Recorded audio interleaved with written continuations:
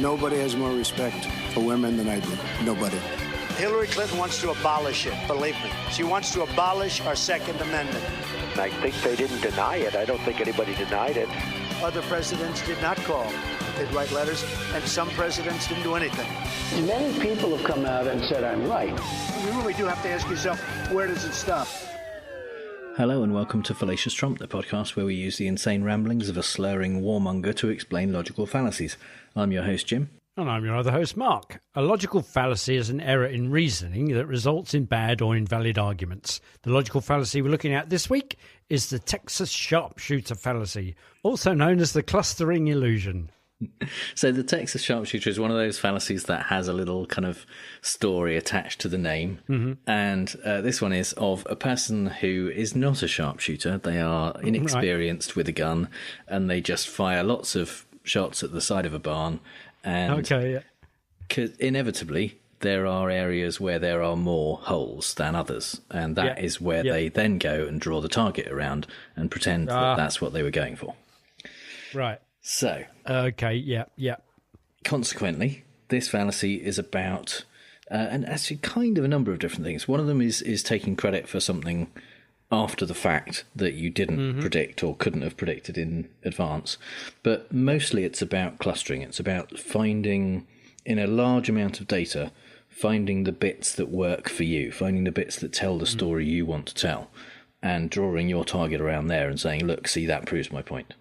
When actually, that kind of cluster, that kind of collection of data that all seems to point in a particular direction is inevitable if you look at enough stuff. It's a kind of cherry picking. Yeah, it's kind of a cross between cherry picking and post hoc ergo propter hoc in a way.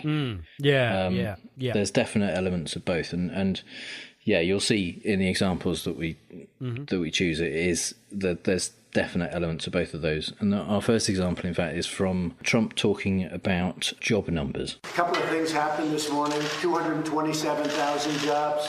Great spirit in the country right now. So we're very happy about that. I think that it's going to continue big league. We're bringing back jobs. Yay, big league. There it is. Continue big league. Time. Yeah. And so the thing about this is that this was in January 2017 when Obama had been president for most of the month. And so Trump's claim at the end that we're bringing back jobs because in January there have been 227,000 new jobs in the US obviously had nothing to do with him whatsoever. Yeah.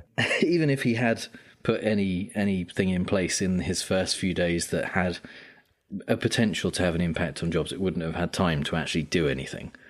So he is picking a number out by of then. Yes, exactly. Out of all of the things in the country, he's picking something that is good and saying, "Yeah, that was me." And also, is there a bit of Texas sharpshooting going on in that he's saying these 270,000 new jobs is going to increase? It shows an increase, but it may well be that actually there are 270,000 new jobs, but there had been 500,000 layoffs.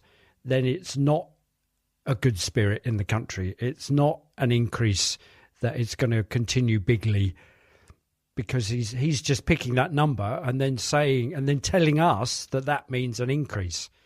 I don't know if that is new jobs or an increase in jobs from where they were.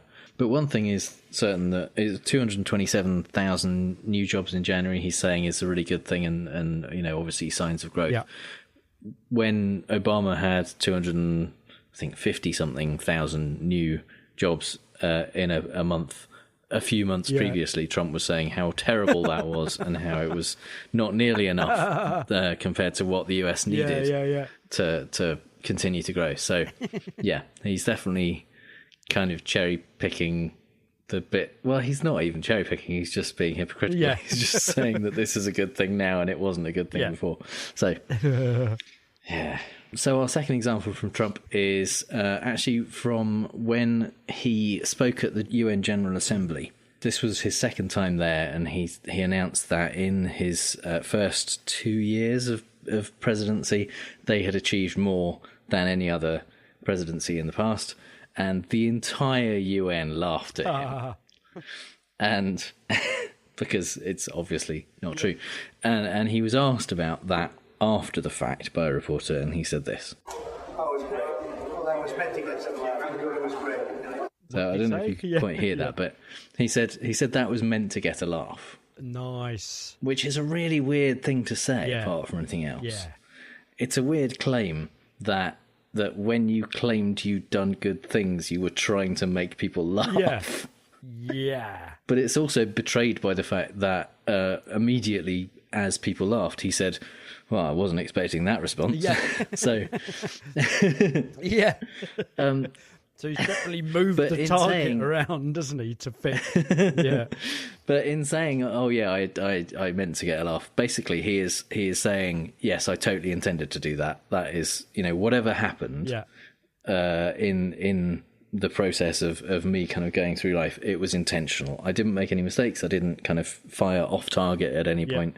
Everything was totally meant to happen exactly as it did. It's a bit like when a cat goes to make a jump and then fails, and then just kind of styles it out, and kind of as if it meant to do it. So it will overreach itself in jumping between the fridge and the sideboard or something, and then kind of crashes to the floor, and then just gets up and saunters off as if it meant to do it. Absolutely, it makes you wonder who Trump thinks is looking at him. Who is he doing it for? That is, I don't know. And who's going to buy it? Yeah, nobody buys it, and nobody kind of just slaps him and says, "What do you think you're doing? Who are you doing that for? Stop it." So our third example from Trump this week is a tweet that he sent on January 22nd, 2019, saying, Marist NPR PBS poll shows President Trump's approval rating among Latinos going to 50%, an increase in 1 year of 19%. Thank you. Working hard. And so this is an example of having a large data set. Yeah. So this was a poll that tested lots and lots and lots of different factors, and picking the one bit that looks like a success. Yeah.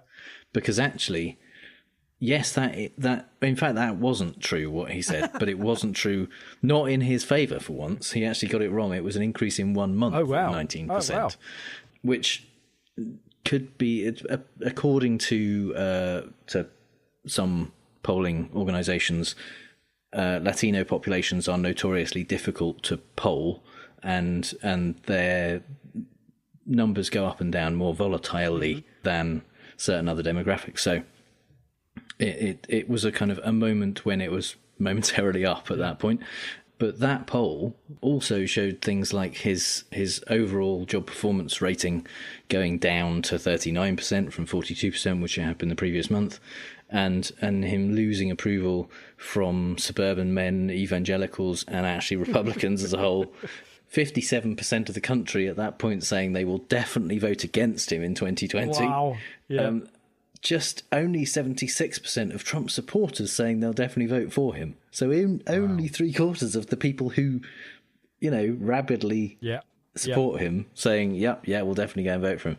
Wow. So it was by every measure a really bad poll for him. And he picked the one number that made it seem like it was actually bullseye. good. Yeah. And now is the time, I think, for Mark's British politics corner. So the example that occurred to me, and thanks, Jim, for doing the initial research on this whilst I was ill, was that there must have been something that came out of the post-election that we had over here. We've had 5 in the last 3 years, so difficult to point at any of them. But that each and every time something comes out, somebody fits a meaning to these random sets of numbers in order to substantiate their particular argument. And the one that we're going to focus on is that in the 2017 election, there was a new polling method that was used by YouGov. And I was horrified earlier to find that I'd typed YouGov, which It's quite ghastly, and then going back and just seeing it on the screen. It's a very specific polling organisation, just finds out what people think of Michael Gove. Or what Michael Gove thinks of people. And we kind of know that every time. Yeah. So they had unveiled this new polling method for the 2017 election, which was Theresa May's snap election that happened in June 2017. And they called it MRP, which stands for multi-level regression and post-stratification. And the way it works is that rather than just gather a panel that represents the entire country, they conducted 50,000 interviews a week without worrying too much about who answered them. And then they used this statistical procedure, multi-level regression and post-stratification, to adjust the results to be more reflective of the overall population. So they just kind of, I've heard these kind of statistical things for quantitative surveys and qualitative surveys in the work that I do in international development. They often survey the communities that we're working in order to find out what it is that they're worried about most and all that kind of stuff, and whether they engage with the programs that my particular bit of BBC makes. And then they to see whether they engage in more health behaviours or engage with more political bits. And they use these regression analyses in order to weed out people who are already doing healthy things or already engaged with political stuff. So it was, for me, it was quite a surprise that they hadn't been doing it that way forever. But it was hailed as an amazing thing because it correctly predicted in 2017 that there would be a hung parliament. And they also individually correctly predicted that Tory seats like Canterbury and Kensington would go to Labour, which was a shock at the time. And therefore, this election polling method was hailed as a miracle thing. But I counted them, and in 2017, there were around 88 different polls conducted throughout the election campaign from the day she announced the election to the election day itself. So why did we just focus on the YouGov one? Because it just fitted this. There was a bunch of results that were really closely aligned with one of the polls. So everybody went, wow, look at that poll. And at that time, New Scientist magazine reported that they slightly underestimated the number of seats in Parliament this would correspond to, predicting 302, where the actual figure was 318. They also underestimated the vote share of the opposition party Labour, 38%, when it was 40 in reality. Then they say, however, this is all within their self-stated margins of error. Other polls predicted as much as a 12-point Conservative lead all the way down to a 1-point Conservative lead. So there's basically, it's just saying, yeah, this poll was in the middle of the range and it got fairly near, even though they say they got it wrong in two places and that it was within their self-stated margins of error. So they even said, well, this is within a margin of error, in order to kind of cover, not only have they drawn the target around the barn, around the bullets on the barn, they've drawn the target on the entire whole side of the barn.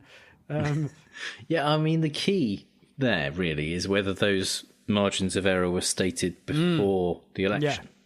And that's one of the things about the Texas Sharpshooter fallacy is in science it comes where people are doing some experiments and then looking to find what they can see in the data. Right. Yeah. Rather than starting from a point where they think, okay, let's examine this. Let's see if we can find evidence for this or find evidence against this, and then do the experiment. And so, the question there is if they said, okay, we're going to do this methodology based on our analysis, this methodology will give us an accurate reading within 6 points or 10 points or whatever, then fair enough. If they do that and then they get to within that point. Yeah. If they were the only poll, if they're the only poll you're looking at, that shows that they're accurate. Yeah. But as you say, when they are one of almost 100 different polls, Yeah. it's not surprising some of them are going to get quite close. Yeah, I mean, and the Andy Morris, the Chief Innovation Officer at YouGov, who kind of implemented this system, said it came as a bit of a surprise to much of the commentariat, but the result was very close to what we were expecting with our model. The science behind it suggested it was the way to do it. Yeah, really? Is there science behind that? I think they're kind of confusing that with the cluster effect, because they're saying, oh, well, the result was very close to what we had modelled. So the ultimate result was close to what we'd modelled. So we'll do it like that again. But that's not science. That's post hoc, prompt hoc, isn't it?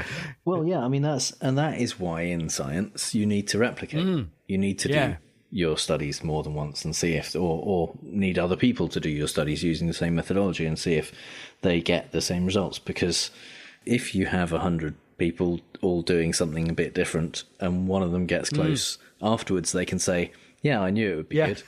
But all of them thought it would be good before they started. Yeah, yes, exactly, yeah. And it came as a bit of a surprise that it was very close. Yeah. Well, I guess the thing that they touted again in 2019, they said, the model which correctly called 93% of the seats in 2017 currently shows that a small Conservative majority is likely. That was the poll that they put out on the 10th of December, 2 days ahead of the actual election last year. So they're kind of saying, well, it shows a small Conservative majority is likely. Well, they were wrong, because it was a massive Conservative majority. And I think they're also putting in, there's an argument from antiquity there saying, well, we did this in 2017 and it correctly predicted it, so we're using that again. And it also, I think there's a little bit of an ad populum in there as well. After much anticipation, on behalf of who, we go, oh yeah, this is the one everyone is looking at this because they all think this is going to do it. Yeah, but actually, it predicted 2 days ahead that the Tories would win 339, and that Labour would only win 231, and at the time of that time, journalist Tom Chivers tweeted. He actually said, is there a potential Texas Sharpshooter fallacy here? There were dozens of polls, projections and forecasts in 2017, nearly 100. You'd expect some to be close by sheer chance. Afterwards, we picked the one that was and say that was the right one, drawing a target around the bullet hole. So that's why everybody is in much anticipation. We've only got YouGov's word for that. That we were looking forward to this one. So the numbers to remember were 339 and 231. And here is the exit poll being announced on the night of the election at 10 p.m. after polling stations closed by the BBC. Our exit poll is suggesting that there will be a Conservative majority when all the votes are counted after this election of December 2019. The Conservatives on 368 seats and Labour way down on 191. So nowhere near what YouGov had predicted. And actually, that was the exit poll, which was different when the actual results came in, because the Tories were on 365 and Labour on 203. So the exit poll was wrong too. And then I did a poll. It was pretty close. To the exit poll. Yeah, I mean, and that, but way off YouGov. And so in my own quick poll of reports on the marvel of MRP, afterwards, no one seems to be lauding it like they did last time. And Benjamin Lauderdale, the professor of political science at UCL, noted in a series of tweets that day after the election that the overall performance was mixed. The headline Conservative seat prediction was too low. We over-predicted the Brexit Party. And then some of his questions are, did we ask the wrong people? Or did we ask them at the wrong time? And then he said, we underestimated swings by Leave share. And then he asked, were they the wrong kinds of Leave supporters in the sample? Yeah, exactly. Sounds like exactly. Yeah, that was quite good. And there was differential turnout or mismodelling of relative turnout rates for Leave versus Remain, because there was a big kind of correlation between the constituencies that had voted more than 60% leave in the referendum voted Tory, and those that had voted more than 60% remain voted Labour. There was a correlation drawn there, and the YouGov thing had kind of missed that.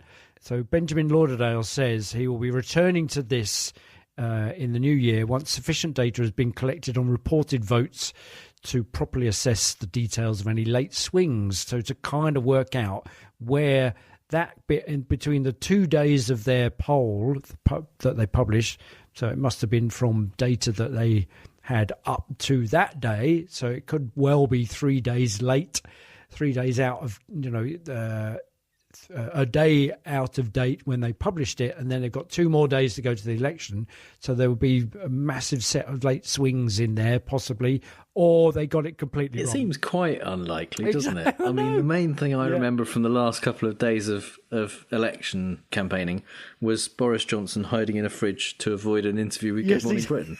Exactly, yeah. So I don't know that there were... Unless everyone thought, yeah, I hate Piers Morgan, I'd do that, and voted for him, then, I don't know, maybe. Well, who knows?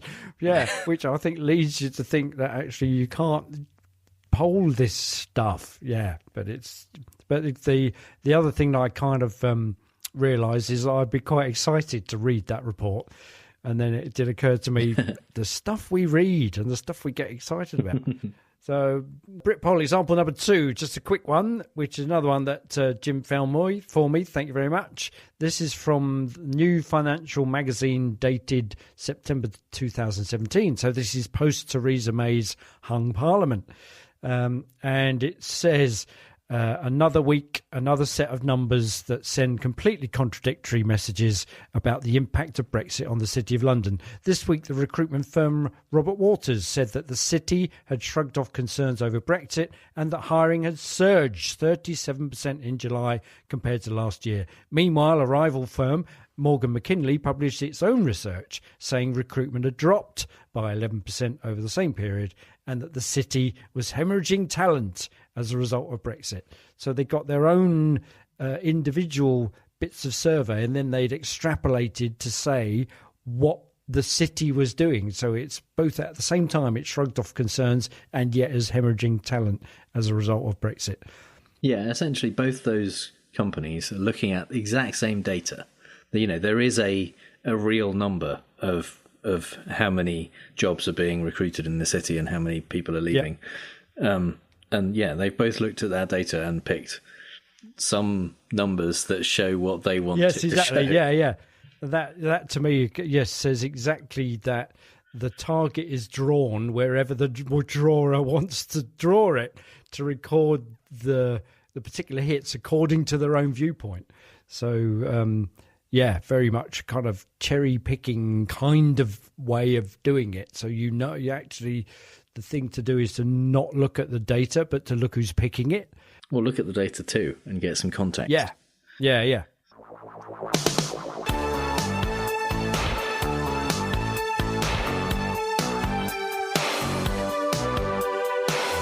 in my car, when the logic breaks down, will you visit me please if I open my mind in cars? Here in my car, I know I've started to think about wild fallacies, 'cause nothing seems right in cars. It's a fallacy in the wild, it's a fallacy in the wild.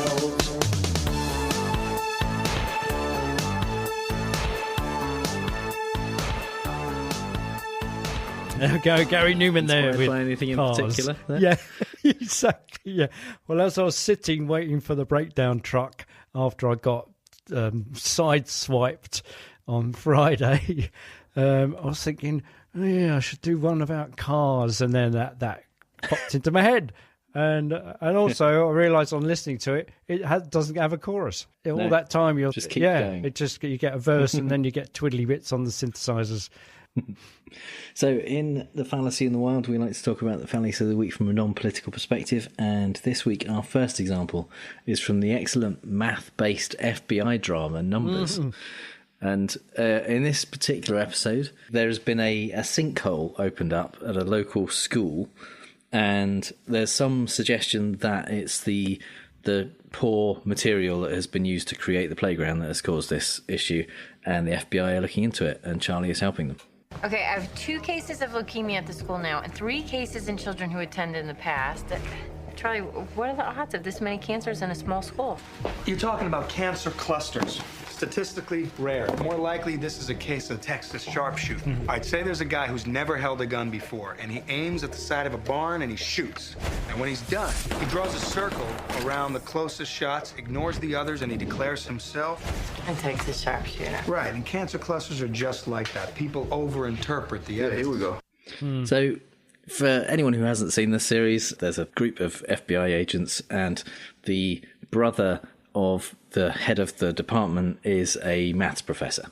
So he comes and helps out with basically all their cases have involved some kind of math problem that he needs to do some kind of technical modelling of or something like that. And in this case, what they're looking at is a firm that has been fraudulently using actually toxic waste to put down tarmac on kids' playgrounds and has been causing... In fact, in this instance, the cancer cluster is real because they discover that the toxic waste has not been properly processed and it is causing diseases in this local school. But what Charlie's talking about is absolutely a real situation. People massively overinterpret areas where there seem to be more illnesses or more instances of cancer or leukemia. And in fact, there's a very famous study out of Sweden in, I think, 1992, where they looked at the idea that power lines were causing leukemia in children. Right. But they didn't look at instances of childhood leukemia near power lines. Yeah. What they did was they looked at all of the people in Sweden who live within 300 metres of a power line. Right. And 800 different diseases. Yeah. Yeah. To see if there was any correlation. Right. Yeah. And when you look at that kind of massive amount of data... there is going to be some correlation. It's going to be because randomness is clumpy. Yes, exactly. Because power lines go to communities, and people live in communities, and people are the ones that get diseases. So even if the spread of a disease or a disorder is completely random, there are going to be areas where it's stronger, and there are going to be, out of that number of things that you're looking at, areas where it seems more. And in fact, what they found was a correlation of more than 4 times the expected average number of people who would have leukemia who lived near power lines. And that was at the time seen as, practically evidence of this happening. But when they've tried to replicate that in other countries and there isn't a significant difference in the power lines or anything like that, what they found is it just doesn't replicate because there wasn't an effect. It was purely random. It was an effect of looking at that many different things and a data set that huge. Yeah, actually, it makes me think of those. Remember when we talked about that website that does kind of random correlations between things, like spurious correlations? That. So there's that kind of.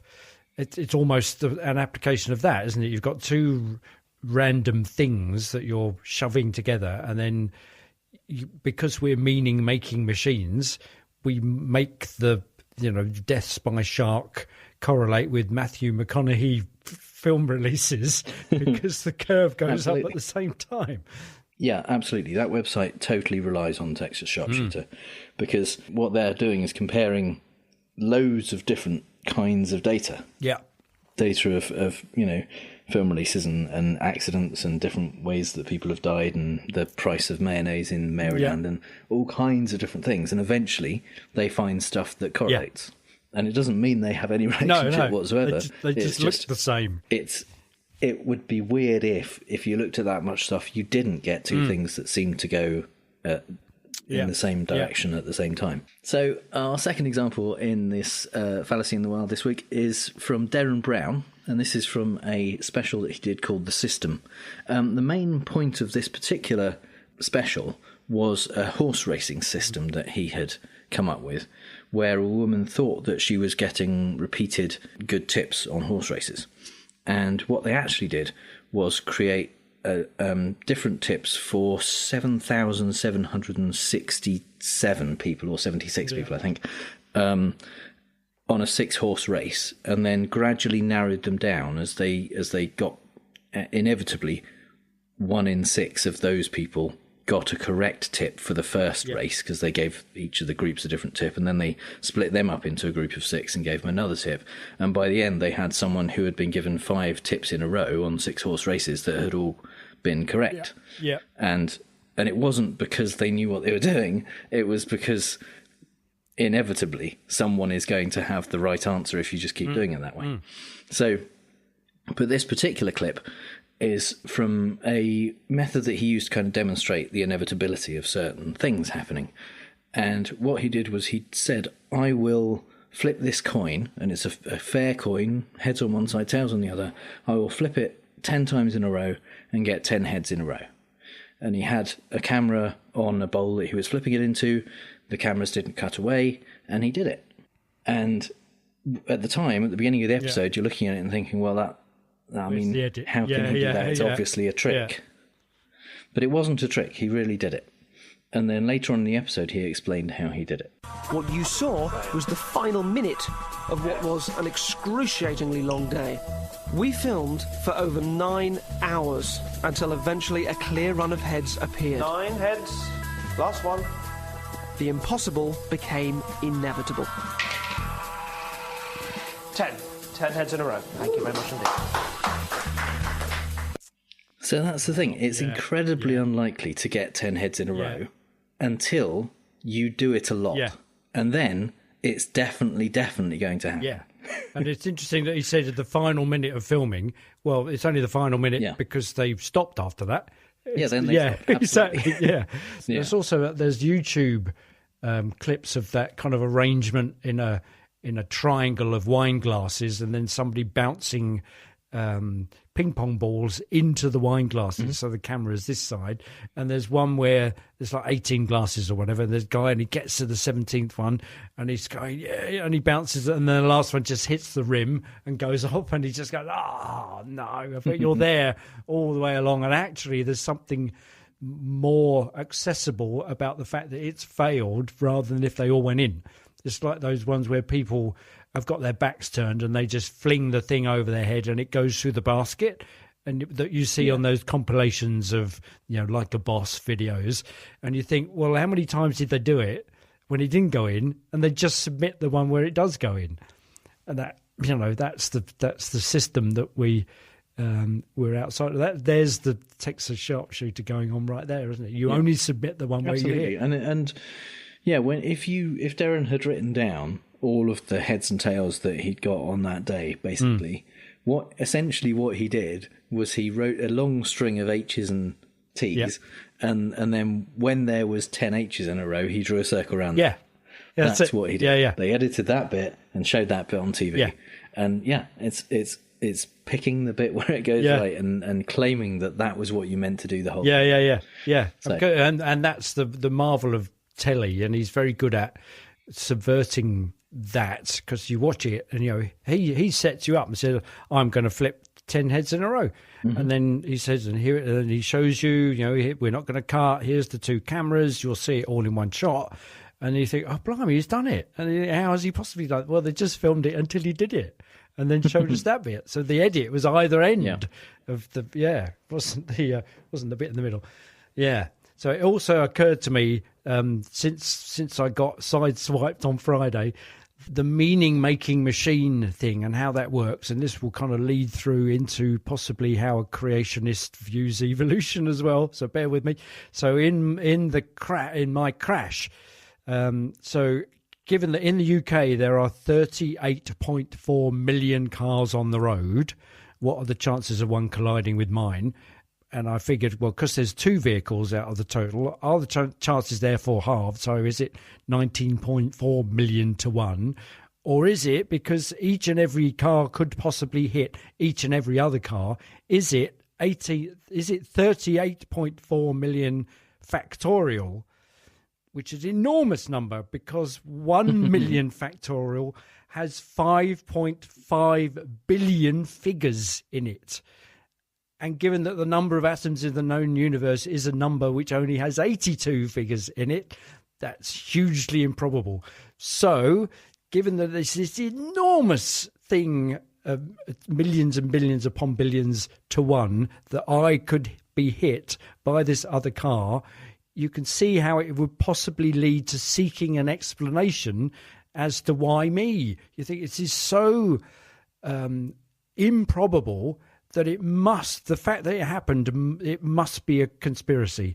It must have significance. It was ordained. It was foreshadowed. It was in the stars. And there is the meaning-making target being drawn around the data. And I put it to you that it's because dumb luck is just too frightening. The Landmark Forum, the Landmark organisation that does the Landmark Forum, has this tenet, empty and meaningless, which they ascribe to the universe on the basis that given that the universe is empty and meaningless, there is no meaning attached to what's happening to you in your life. You can make your own meaning. It's a frightening prospect that there is no one in charge of anything except for you. So, and given that there's no one in charge, you can do what you like. You can make your own meaning out of your life, and that's the whole basis of their philosophy. And weirdly, despite the fact it's empty and meaningless, that same morning on Friday, a truck ran a red light and nearly T-boned me, which in the movie narrative of the day would have been the foreshadowing moment. And if only we knew how to read those moments for the meaning they truly contained, we could, live our lives slightly differently. And I think so here's the evolution bit. I think that's how the notion of a creator comes into talks about evolution, because what are the odds that humans evolved? What are the odds of that? It's such an immense number, so highly improbable and yet it happened. So there must be a creator's hand at work, because that's how you make meaning out of it. Yeah, and of course the thing is that we are only able to have that question because we evolved in the way that we did, and it's the question is, it's about what are the odds of it happening if you were starting before all of it. That's the point. The odds are staggeringly small. If before any of it starts, you go, okay, what are the odds of us getting to this end point?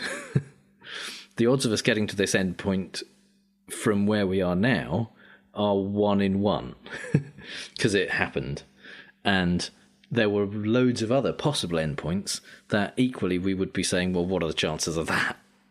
In the same way as, you getting hit by another car, if you'd said that morning, what are the chances of it happening, then the chance would be very small. But the chances of someone getting hit are staggeringly huge, and you're only looking at it after the fact from the perspective of someone who it happened to. In the same way as basically the anthropocentric model of the universe saying, the fine-tuning model essentially is saying, this is clearly designed for us, this universe, because it fits us so well, despite the fact that by far the vast majority of the universe is incredibly hostile towards us. Yeah. Even the majority of the Earth is incredibly hostile to us.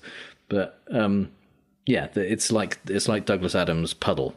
Yeah. Where there's, this is an interesting hole I find myself in. It fits me rather neatly. Yes, it must have been designed for me and only me.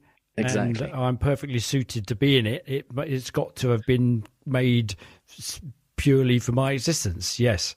Yeah. So when you look at things from after the fact, the odds of those things happening look very much different from when you're looking before. And in fact, there's an XKCD comic that I wanted to mention that looks at the kind of scientific version of this, of the Texas Sharpshooter.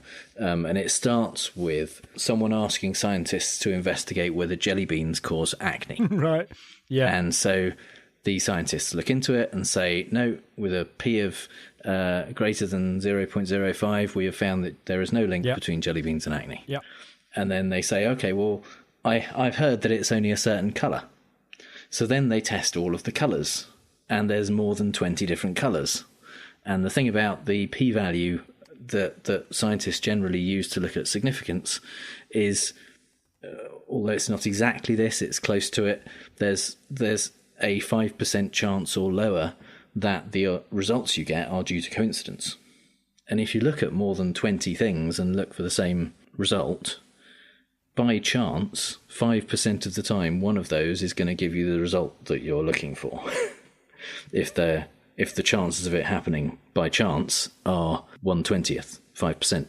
So in the cartoon, they find, all of the other colours, they don't have a link, but green jelly beans do have a link. In science, it's about having that hypothesis to start with and deciding what data you're going to look at and where you're going to stop and what method you're going to use and all of that stuff before you start doing your experiment. And just finally in this section, I just wanted to talk about a website which you can kind of go and do this yourself. There's a thing called p-hacking, which is when that p-value, that 0.05 threshold, is what scientists say is significance. There's a lot of kind of debate over whether it is the correct number to use, but it's a threshold to say that the results you're getting aren't probably due to chance.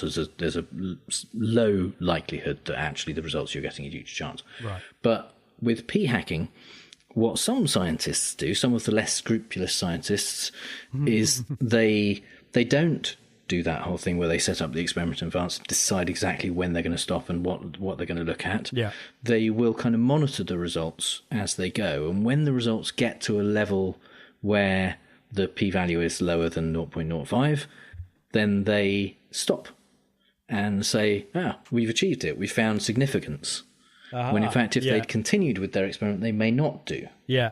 And there's a website at projects.538.com/p-hacking where you can use a data set of the economy. So you can look at employment, inflation, GDP and stock prices, and then you can look at whether Republican or Democrat presidents, governors, senators or representatives were in power at the time. You can include or exclude recessions, and you can factor in the more powerful positions. And what you can do basically is mess around with those and click on the little checkboxes until you get a significant response and result. And you will get a significant result.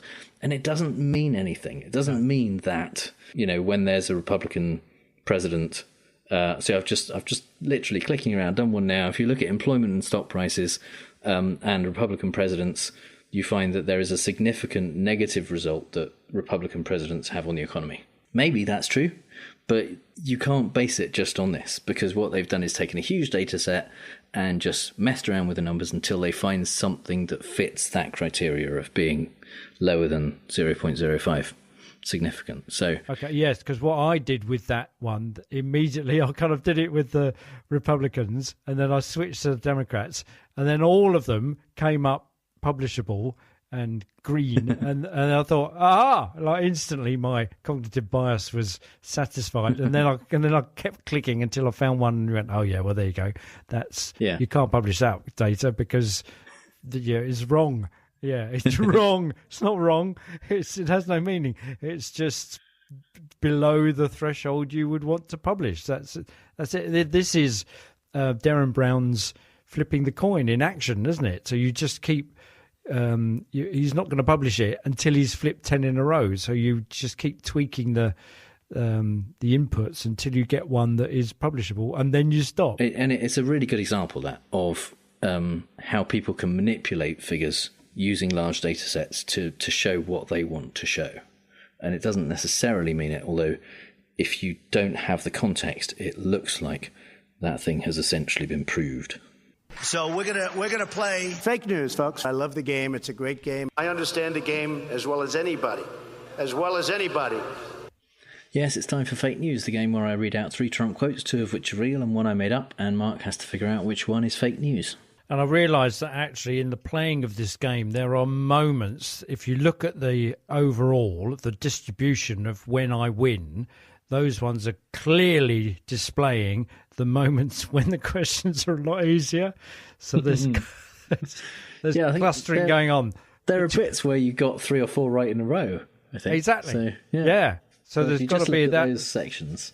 Yeah, those did very bits well. clearly show that I'm great at this game. And, it's just the bits in between, just to gloss over those because they have no meaning. Those bits don't mean anything. It's the bits where I've got 3 or 4 in a row. That's the important stuff to look at. And the score at the end, it's a woeful distortion of the truth. Yes. So the theme this week is recently, before he found Iran as a good distraction from impeachment, he seemed weirdly to be focused on the evils of conserving water. So we've got 3 quotes about appliances basically and how things used to be better. Yeah, when they were on steam, rallies. weirdly. Yeah. Which so, is inconsistent with steam on boats. Okay, right. So statement number 1. Yeah. You have areas where there's so much water you don't know what to do with it. You turn on the shower, you're not allowed to have any water anymore. I mean, we do a lot of it. Dishwashers. We did the dishwasher, right? You press it. Remember the dishwasher? You press it. Boom, there'd be like an explosion. 5 minutes later, you open it up, the steam pours out, the dishes. Now you press it 12 times. Women tell me. Again, they give you 4 drops of water. Okay. Statement number 2. Right. We have a situation. He's never used a dishwasher in his life. Well, women tell him. We have a situation where we're looking very strongly at sinks and showers and other elements of bathrooms where you turn the faucet on in areas where there's tremendous amounts of water, where the water rushes out to sea because you can never handle it and you don't get any water. You turn on the faucet, you don't get any water. They take a shower and water comes dripping out. It's dripping out, very quietly dripping out. It's almost like a haiku, isn't it? They take a shower and water comes dripping out. It's dripping out very quietly, dripping out. It's kind of and then it's like Spock's brain, that bit where they take his brain out and they put it back in, and he tells them how to fix it, and then eventually, the knowledge just drips out of McCoy's head in much the same very quietly, way. Very quietly dripping out. Yeah. And statement number 3. We've got the EPA they're looking at it on my suggestion, this toilet situation where you flush and you get a tiny amount of water. They used to be so powerful, it was incredible, and now you have to flush maybe 20 times and it still doesn't work. It's not me, but people tell me. They flush 20 or 30 times, they're in there all day and it's crazy. The water is there, so much water, but they don't let you have it. We're going to change that. It's going to make flushing great again. But yeah, it's not me, but people tell me. So, yeah, it's not true. People have made it up. It's not that I'm making it up. They flush 20 or 30 times. They're in all day. It's a stand-up routine, isn't it, about how life was in the 50s. Yeah.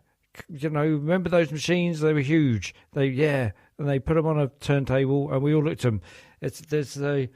There's a comic in the UK called Peter Kay who incenses me immensely because he's too young to be making gags about the things he makes gags about, because they're about life in the 50s and 60s, 20 years before he was born. Yeah, but he's a northern comic, so, right, yeah, in the north, yeah, so it's like it's all 10 years 20 ago. years out of date. Yeah. Exactly. It's exactly like that, where they had big dishwashers and elements of bathrooms where you turn the faucet on. There's in areas where there's tremendous amount of water, where the water rushes out to sea because okay, right. So I've got to try and make sense of. He said 2 of these. They're all just ridiculous. Okay, and he actually said 2 of these. Right. Well. Okay. So one of them's actually got some agency in there looking at this toilet situation with a not. The Environmental Protection Agency wouldn't be looking at toilets that used to be so powerful. It's incredible. Okay, that one. All right. We have a situation we're looking strongly at sinks and showers and other elements of bathrooms, and you turn the faucet on with a tremendous amount of water. You turn on the faucet, you don't get any water. They take it's dripping out. I like that one. That's very poetic. It's almost like somebody wrote it. You have areas of so much water, you don't know what to do with it. Turn on the shower and you're not allowed to have water anymore. I mean, we do a lot of it. Dishwashers, we did the dishwasher up. Okay. Right.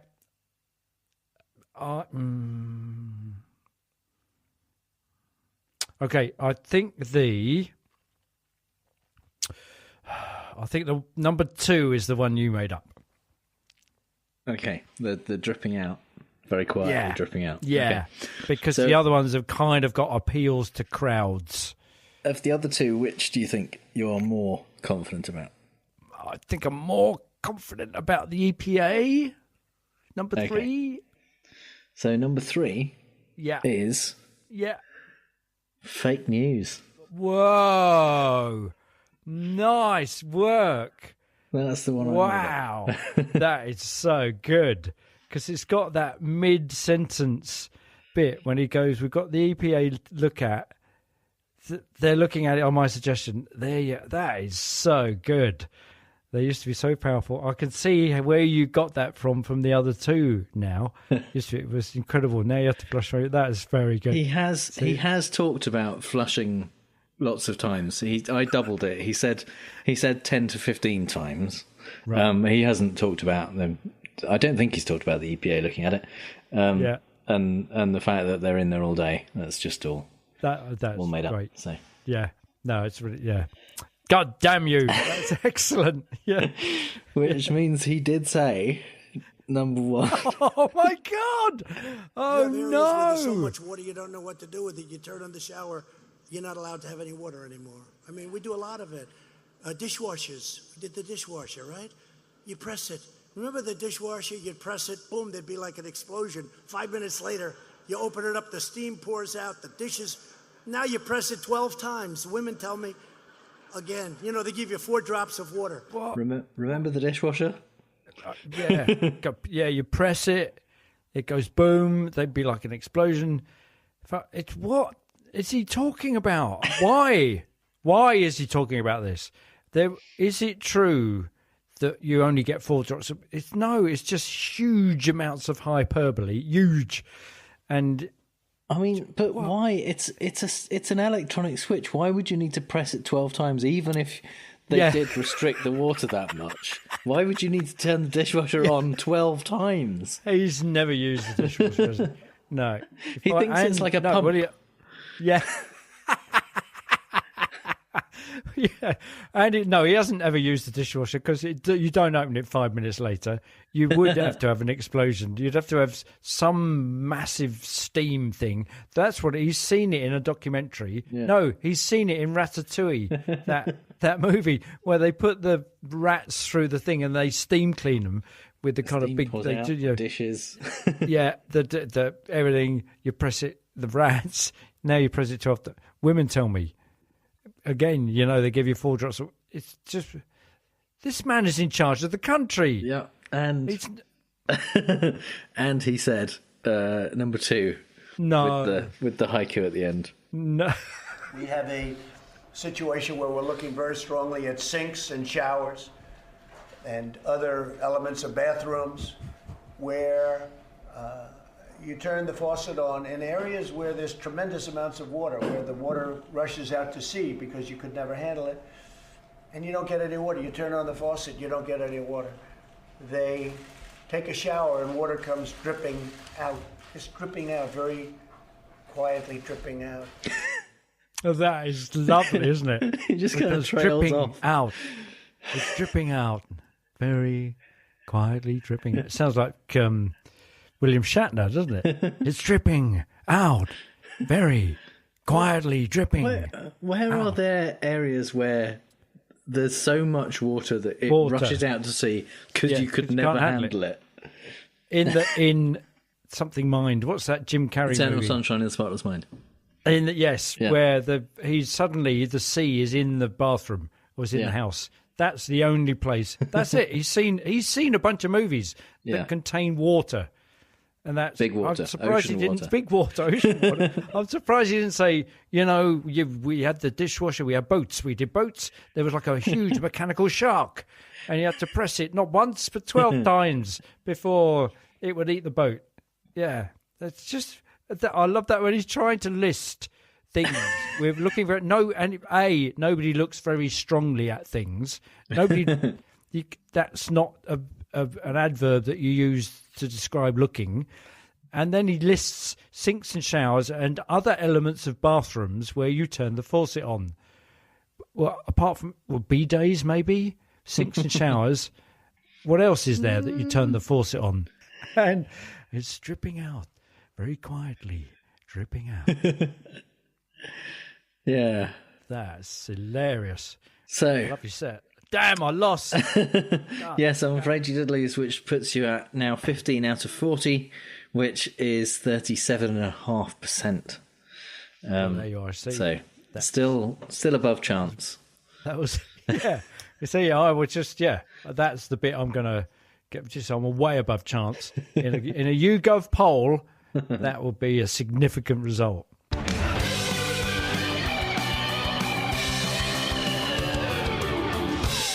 So it's time for the part of the show that this week at least is called Psychic Predictions Are Not a Logical Fallacy. No, wait, they totally are. My bad. It's the beginning of 2020. It's the beginning of a new decade. So naturally, we want to know what's going to happen. What's going to happen? And who should we turn to but psychics? Because they will tell us, obviously, what will happen in the future. Yes. Yeah. And so the psychic that I have chosen to tell us what's going to happen in the next year is a woman called Psychic Nikki, Psychic to the Stars, who that's handy that's her name. And that she's moved into this profession. Quite it's a coincidence. Yeah. Among her clients, she claims are Cher, Tom Cruise, Roger Whittaker, which is a bit weird, Matt Dillon, he's dead. Yeah, Rod Stewart. Okay. Yeah. So Scientologists and freaks, clearly, basically. Clearly very successful. Whistling South Americans. No, South Africans. And on her website, she has a list of predictions for 2020. And at the top of the page, she lists the ones she got right for 2019. And it's pretty impressive. She lists over 60 things that she got right. So clearly this woman knows what she's talking about. There's no. But if you look more closely, you'll notice in the brackets after each one, she puts the number in the list of predictions from whence it came. That's to prove that last year she made these predictions, and in her list last year, that's where they came. So but we don't know how many she did in total last year. She could have just done an infinite number of them. She wouldn't have done an infinite number because she would still be doing it. But we can have a look at how many she does, because this year she's done over 1,000 for 2020. Right. Okay. So 60, a little bit of Texas sharpshooting going on. Yeah, 60 correct out of 1,000 predictions is already not fantastic if you're psychic. But then if we actually look perhaps she saw that coming.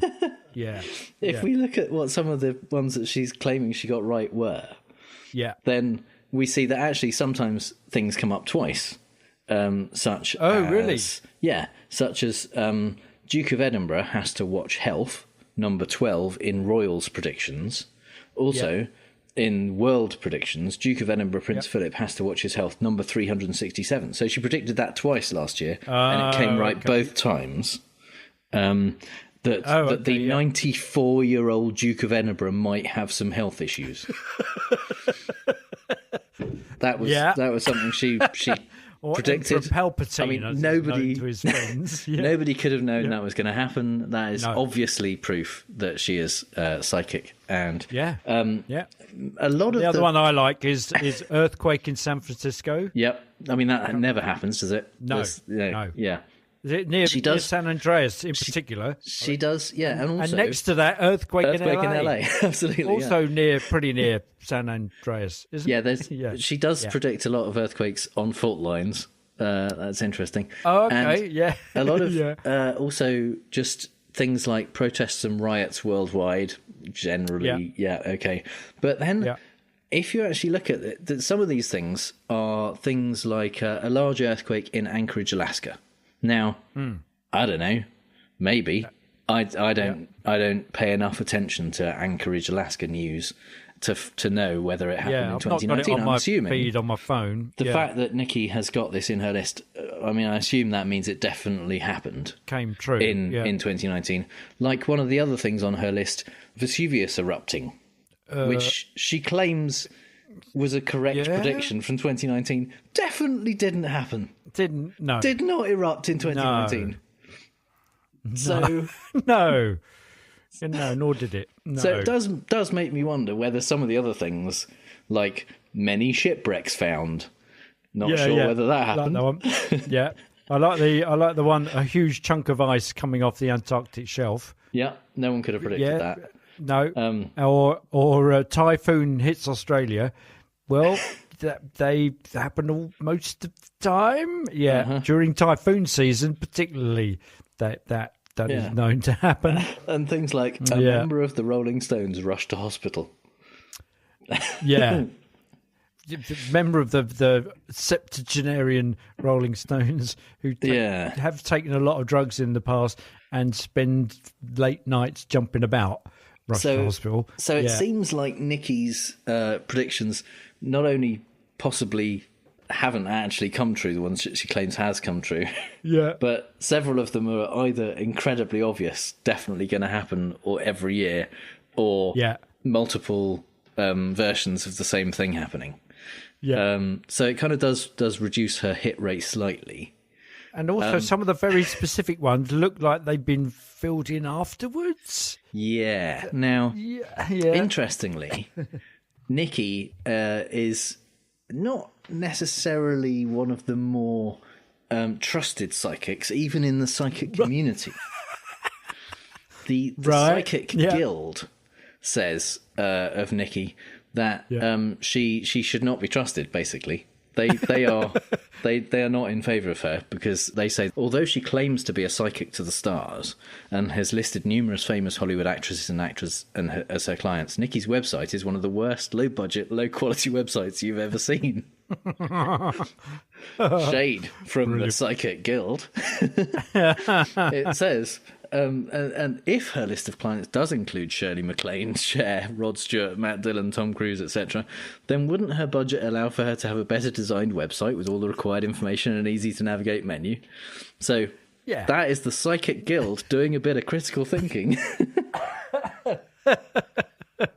Yeah, and to be fair, she should have seen that coming. Yeah, and actually updated her website way ahead of them doing that.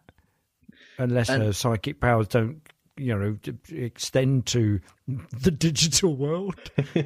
Yeah. And one of the other accusations about Nikki is that actually she does sometimes update her lists after the fact with things that happened that year. Like, if you look at the Internet Archive version of her site before Heath Ledger died, it doesn't mention anything about him on her death watch list. But after he died, it does suddenly say that she claimed that he would and has her on her list of people to watch. So, and in her defence, did she say, "Well, I knew it was going to happen. I just forgot to write it down"? Yeah, maybe. So, I think this is, as you said, a very classic Texas Sharpshooter. She is firing bollocks in all directions, and some of it, occasionally something happens. Usually, the things that were almost definitely going to happen anyway. One of her examples, one of her predictions for this year: a famous divorce in Washington. Nice. A famous politician will resign. Yeah, I like that one. Yeah. A large earthquake in Napa Valley was again in California. Yeah. More royal scandal. That's one. Yeah. I love the ones a crocodile will eat a movie star and a grizzly bear will maul a movie star to death. Yeah. She's got some weirdly specific ones, which I think a lot of them she puts in her list every year. On the off chance, you never know. If it happens, then she can point to it and say, "Look, see, I've been saying this is going to happen." Yeah. So she's got things like a serious horse injury around a country music star. A live dinosaur will be found near a university. Wow! Oh, that is brilliant, isn't it? That is so good. That even sounds like somebody looking at your palm in a tent at a carnival. That's brilliant. And obviously she's got some of the ones that are extremely likely, like health issues for Donald Trump. Yeah. Right. Yeah. Big surprise. She's got Scotland becoming independent, so there you go. That's definitely going to happen. Okay. Sean Spicer will be asked to do another reality show. Yeah. I don't know about that after Dancing with the Stars. Well, maybe I'm a celebrity, get me out of here. Maybe. Be good. There's a real mixture of things which... she's got about 20 different cities where she said a terror attack might happen. Yeah. Chicago, Just Toronto, name them all, Vancouver, and LA, then you're Paris, gonna be Las right, Vegas. aren't you? Basically all the big cities. Lizzo becoming an actress, which she's interestingly predicted after Lizzo was in Hustlers. So there you go. That's weird. Kanye West will have a meltdown. I mean, if there was ever a prediction that was more guaranteed to come true.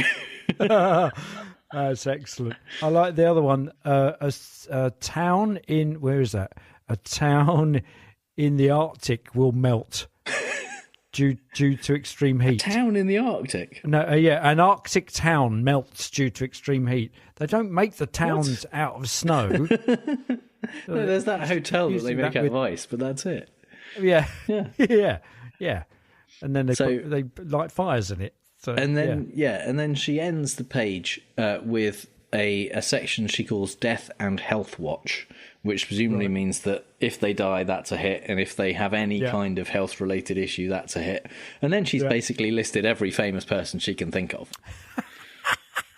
There we go. There's it's like just everyone who's alive now. 200 names at least in there. Yeah.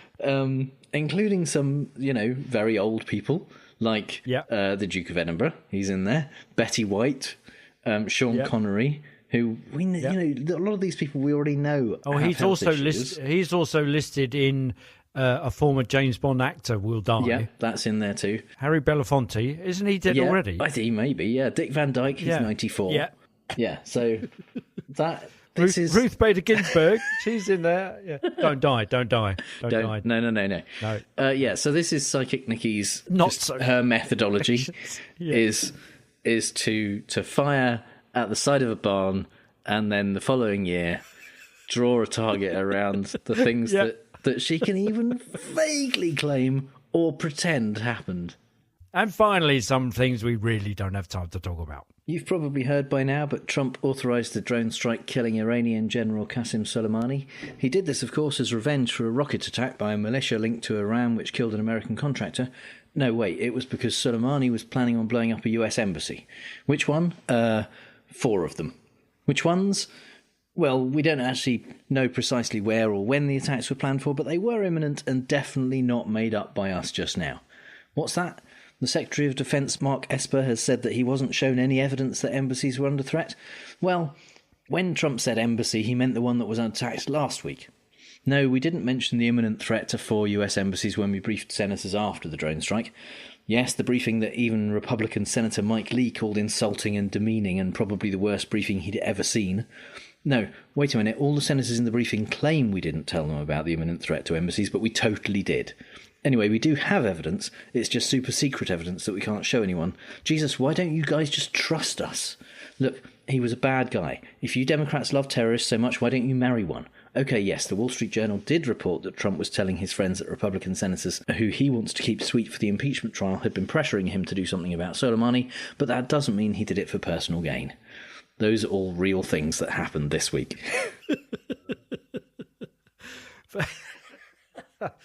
Brilliant. Okay, just listen to this headline. Real estate broker taps Vanilla Ice to pitch Trump family on putting presidential library on site of trailer park. No, it's not from The Onion, but it is from The Hill, so it's real. Well, they're reporting it's in the Palm Beach Post, actually. Realtor James Arena, which reminds me of the Ruttles joke, Shea Stadium, named after the revolutionary leader Shea Stadium, has a mutual friend he shares with Trump, that good old boy and just as culturally appropriating in the 80s, Vanilla Ice. I know! Apparently he ran it by Don Jr., who said they're really into it. The site is called Briny Breezes. It's getting higher brow by the minute. 43 acres in Palm Beach, primarily consisting of mobile homes. Arena wants Trump to buy it for $1 billion after a previous sale of $510 million fell through in 2007. The residents are apparently in need of the money, as Arena says in a not-so-upmarket turn of phrase, if we get caught with our pants down, we're going to get much less money and we're going to be told what to do. Well, you can see why he thought of Trump. And actually, where better to put the presidential library? Let's face it, it's not going to take up much room. How big a building do you need to contain a Sharpie and a mobile phone? So the residents need not fear demolition.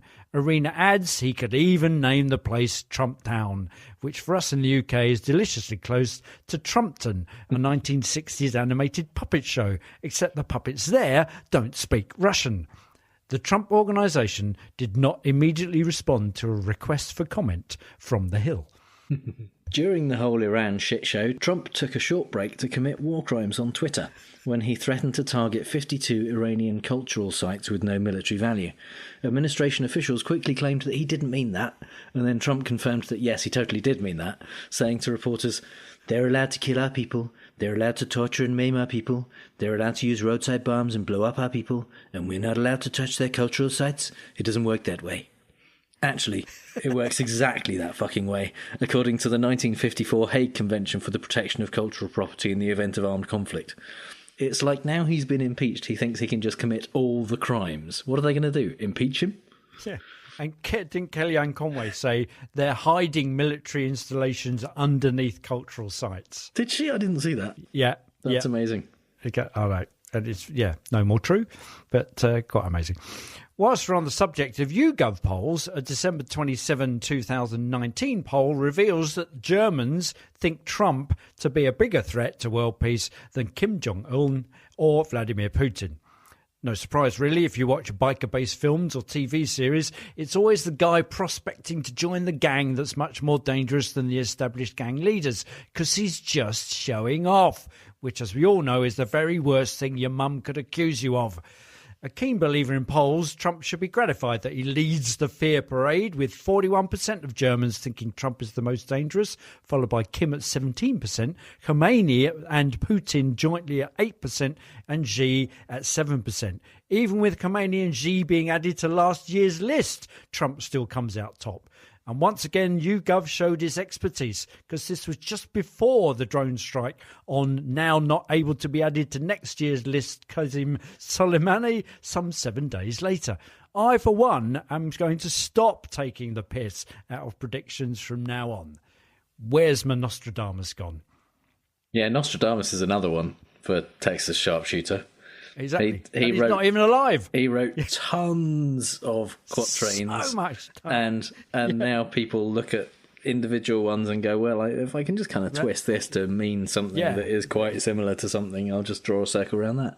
Yeah, that Meghan and Harry's baby was called Archie, was predicted by Nostradamus in 1104. Yeah. Presumably, Thanksgiving was a difficult time for the committee to re-elect the president, with all the committee's Liberal relatives complaining about Trump as they passed the turkey, because just in time for Christmas, they brought out a new website, brilliantly called snowflakevictory.com, which promised to help Trump supporters win arguments with their commie pinko grandkids who moved to California. The site contains videos of luminaries such as Lara Trump giving viewers talking points that they can yell at their family while ignoring any replies. But to be honest, it would have been a lot quicker just to say, cherry pick the facts, and if you can't do that, lie. It works for the Donald. And remember, the snowflakes are the ones who don't need to be told what to say when someone challenges their political beliefs. That's brilliant. I'm going to go and download every single one of those videos and set them to music. Brilliant. Slate.com reports all that we suspected, nay, knew for sure, that Trump knows fuck all about business or trade or deficits or money or anything. when they looked into a report from the Federal Reserve into how well Trump's tariffs had served US businesses and workers and the job market. Not at all well, is the Fed's conclusion. President Donald Trump said that increasing the use of import tariffs would help protect US manufacturers. Turns out, though, his tactics did exactly the opposite, causing job losses while also increasing prices for consumers. Quote, "We find the impact from the traditional import protection channel is completely offset in the short run by reduced competitiveness from retaliation and higher costs in downstream industries." Basically, Trump is running the racket like it's a hooch-running cartel in Chicago in the 30s, but they say Trump's entire strategy of tariff to make gains domestically is a thing of the past due to the way in which global supply chains are interconnected. The trade war is hurting the very sector it was supposed to protect. And as we've speculated out loud in past episodes, of course, just look where the money's going. As George Orwell reminds us, war only happens when the moneyed classes think they will profit from it. Trump and Christmas would always be connected thanks to his 6-second cameo in Home Alone 2 Lost in New York. That is except in Canada, where national broadcaster CBC cut Trump's appearance when it showed the film over Christmas. Trump, for once, genuinely took it quite well, joking that the film would never be the same. But his supporters freaked the fuck out, and Charlie Kirk claimed that the clip was removed because it humanises a man the left loves to dehumanise, while Trump's second favourite child, Don Jr., called it pathetic, an example of virulent left-wing media bias. The fact that the edit was made in 2014, when CBC shortened the movie by 8 minutes to make room for more commercials, is presumably proof that the deep state has a time machine, and they're clearly using it for the most effective way possible. Yep. Okay. Trump Playbook 2.0 being read from, well, looking at the scribbly pictures, and enacted in the UK under Boris's self-styled Government of the People Part 1. Appoint who you like. Nikki Morgan, she who can't count nurses, said she'd be standing down and wouldn't be part of BJ's cabinet under any circumstances. She was awarded a peerage so she can sit in the House of Lords, the US Senate equivalent, and thus be appointed to the cabinet, which she has, without being voted in. No wonder she can't count nurses. She can't remember from one day to the next what she said, apparently. And Zach Goldsmith, who'd loved to be in BJ's cabinet, but lost his seat in the election, second time he's lost it in 3 years, by the way, got made a Lord too, so he can be in the cabinet. The 2016 Brexit cry of "we've had enough of being governed by unelected politicians" ringing hollow enough yet. As we were warned then, take back control actually involves looking at who's taking the control back. Part 2, control media scrutiny. The daily press briefings are being moved from the lobby of the Houses of Parliament to the reception rooms at number 10, cutting off the ability of the press to literally bump into random MPs at their place of work and replacing it with timed and time-limited access to selected MPs in another part of town, thus meaning the press can't be in two places at once, and what's being asked and answered can be carefully overseen. More depressing elected dictatorship news next time, and for the following 5 long years. Hey, let's join Harry and Meghan in Canada. I'm okay with taking back control so long as we can take back Alt and Delete at the same time and just restart everything. Nice. So that's all the bad arguments and faulty reasoning we have time for this episode. You can find the show notes at fallacioustrump.com, and if you hear Trump say something stupid and want to ask if it's a fallacy, our contact details are on the contact page. If you think we've used a fallacy ourselves, let us know. And if you've had a good time, please give us a review on Apple Podcasts, Stitcher, or wherever you get your podcasts. And you can support the show on our Patreon page at patreon.com/ftrump. You can connect with us and other listeners in the Facebook group at facebook.com/groups/fallacioustrump. All music is by The Outbursts and was used with permission. So until next time on Fallacious Trump, we'll leave the last word to the Donald.